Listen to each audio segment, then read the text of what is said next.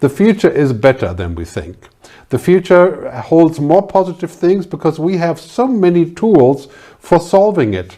Every practical problem can be solved by technology one way or the other, but of course technology will not solve social, cultural, political, and human issues. And on the flip side of all of that, we can safely say because of COVID and even before COVID, business as usual is dead or dying.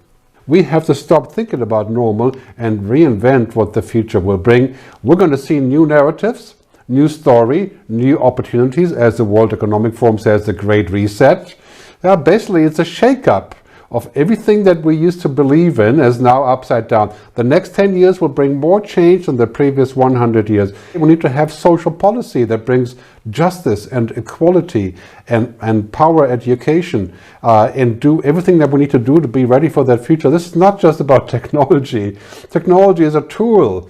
If we're going to use it wisely, then we have to use it with wisdom, right? And we have to work on that as well as working on improving things with technology. When we look at the future, I like the Alvin Toffler saying when he says we should look at the framework that's changing, not the picture.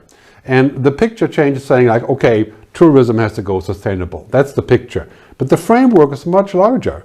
The framework of all the things that become possible because of data, cloud computing, the Internet of Things, quantum computing, natural language processing, AI, blockchain, 3D printing, virtuality and genetic engineering, opportunity over opportunity. I mean, basically, we don't know where to invest first. It is not just digital transformation anymore. That would be too easy. It's social transformation. It's transforming the way that we collaborate and that we work together. And ultimately, it's a human transformation. It changes who we are. And we have to be a little bit careful on this, and we have to be thinking with precaution, not just do things because they become possible. Right? We have to also think about the things that we may not like, because the question really is about our values in the end, and ethics. Facebook has become toxic. It's a great example for too much technology, too much of a good thing. Essentially, Facebook is aiming at democracy with a giant weapon of algorithms. And that is something to understand. We have to understand digital ethics, and in a totally connected world that we're going into, it is your humanity that will define the difference, that will make or break your company, your country, your region. And this is what I'm banking on for the United States of Europe, to become a collective society of humanity. This is not a degrowth story. It's not about not growing. It can be. I mean, humanity is growing. Humanity wants to grow.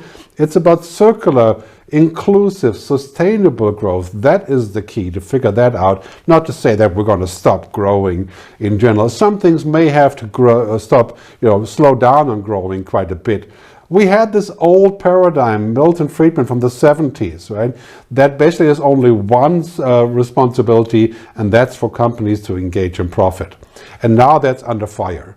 Because if we do that, we will not solve the real problems: climate change, water, food, energy, right?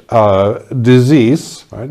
We need to reform that concept into sort of a sustainable capitalism, right? Into a new generation, get away from the Milton Friedman doctrine, and as a new sort of operating system emerging. And it's been discussed for a long time. People plan a profit, but I add purpose.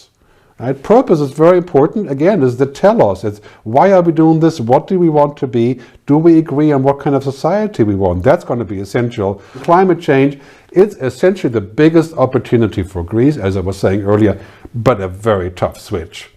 And we're going to be forced to make that switch. There's not going to be any option. Any company that is not on their green path and that's not going towards a circular economy will cease to exist in the next decade.